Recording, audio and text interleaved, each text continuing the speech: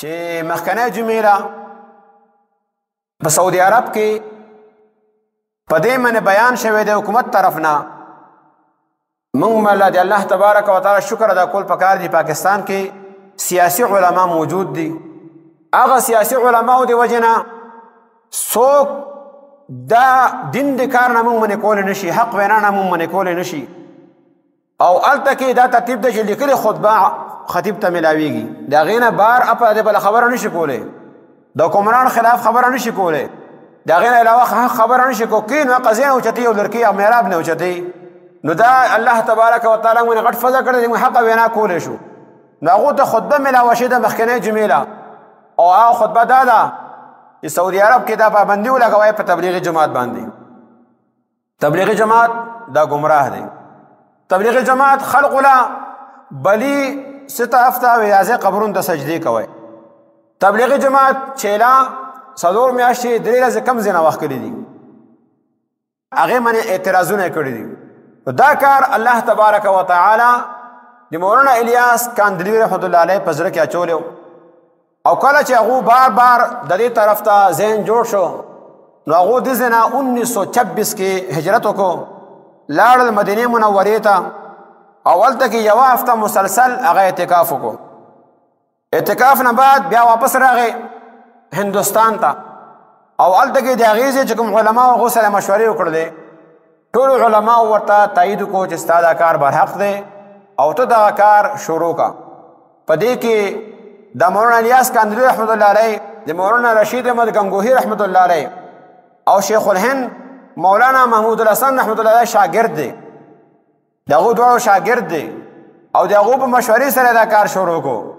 بیا د هغه ټایم چې څومره غټ غټ علما وو، مفتی اعظم هند د پاکستان، د بنګلادیش او د انډیا چې څومره مفتیان دي، هغه ټول نه مشر مفتی اعظم هند مفتی کفایت الله دهلوي رحمت الله علیه ورسره ملګرتیا وکړله، او هغو ورته وموویل چې کار شروع کا.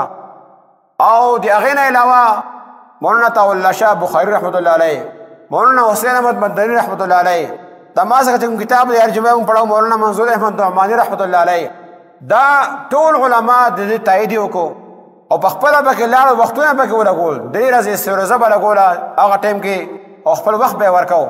سوا د مولانا اشرف علي تانوي رحمت الله علیه نه چې هغو انتهایي مصروف و، هغو کتابت به ډېر زیات کو، نو د هغې د وجې نه عملا هغو دې کار کې حصه نه دی اخیستې، لیکن تایید او حمایت یې په هر ټایم کې کړی دی. بیا په پیښور کې دا کار مولانا ابوالحسن ندوي رحمت الله علیه د هغه د لاسه شروع شوی دی. مولانا ابوالحسن ندوي رحمت الله تعالی علیه د هغه د لاسه په پیښور کې دا کار شروع شو، او اول سر نه افتتاح پیښور کې هغه د دې کار کړی و. او دا عالم دی چې د تاریخ دعوت او عظمت یو پوره د علماو دیوبند یو تاریخ لیکلی دی. لوی عالم دی، معمولی عالم نه دی. بیا دغه عالم عربو ته تللی په 1947 کې، 1926 کې د دعوت کار شروع شو. 1947 کې د سعودي عرب ته لاړ، او سعودي عرب کې یو کال مسلسل په تبلیغ کې ولګاو، او یو کال مسلسل د عربو حکمرانانو سره هم ملاقاتونه وکړل، او د عربو علماو سره هم ملاقاتونه وکړل، او د دې کار طریقه یې هغو ته وښوله چې زمونږ دا کار تبلیغ موږ په کومې طریقې باندې کوو، زمونږ مقصد څه دی. نو هغه ټایم کې چې بیا د انډیا او وزیر اعظم اوسو نهرو نوم وکړو، هغه ته پته ولګېده. نو هغه مولانا ابوالکلام آزاد رحمت الله علیه ته د دې خبرې عرض وکړو چې دا هم موږ دپاره یو غټه دغه جوړېږي، مسله جوړېږي. نو هغه ورته ووایي چې دې جومات نه یېرېږئ مه، دو د اسمان نه بره او د ځمکې نه لاندې خبرې کوي، منځ کې خبرې دو نه کوي. د اسمان نه بره یعنې الله تبارک وتعالی وحدانیت بیانې، د ځمکې نه لاندې د قبر او د آخرت خبره دو کوي. د دو سیاست سره، د دو نورو معاملات سره څه کار نشته دی، دهشتګردۍ سره دو څه کار نشته دی.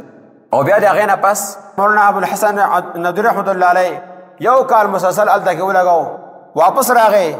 دغه شان د مولانا الیاس رحمت الله علیه بیا عربو ته لاړ په 1967 کې، او هلته کې هغو سره ملاقاتونه وکړل، د عربو علماو سره ملاقاتونه وکړل، او هغو ته خپل د کار طریقه کار وښي. د هغه ټایم کې چې کوم آل سعود عبدالعزیز بن عبدالملک هغه بادشاه و، د اوس چې کوم بادشاهان دي سلیمان د پلار، د شافع پلار، د عبدالله پلار، هغو سره ملاقات وکړو دې باره کې، او هغه ته حالات ټول بیان کړل.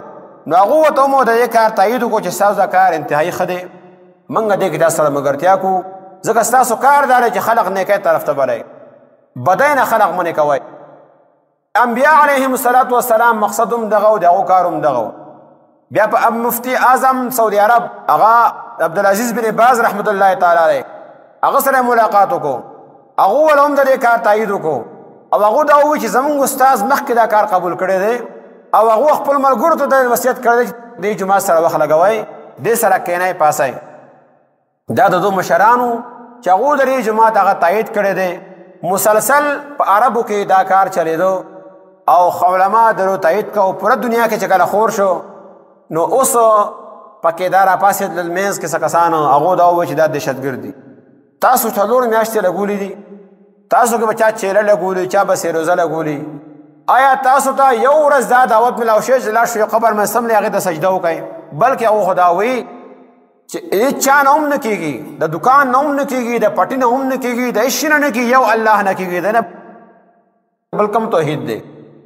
هغه شیخ القرآن د پنډۍ مولانا غلام الله خان رحمت الله علیه فرمایلو چې دو د ما نه غټ موحدین دي. ولې؟ وی زه خو دا وینا کوم ارزښت تقریر کوم چې د قبرونو نه هېڅ نه کېږي، د مزارونو ته ځئ او د باباګانو نه غواړئ باباګانو نه هېڅ نه کېږي. او دو دا وایي چې د هېڅ چا نه هېڅ نه کېږي، څه چې کېږي د یو الله نه کېږي. د دو دغه عقیده ده او دغه خلقو ته ښیي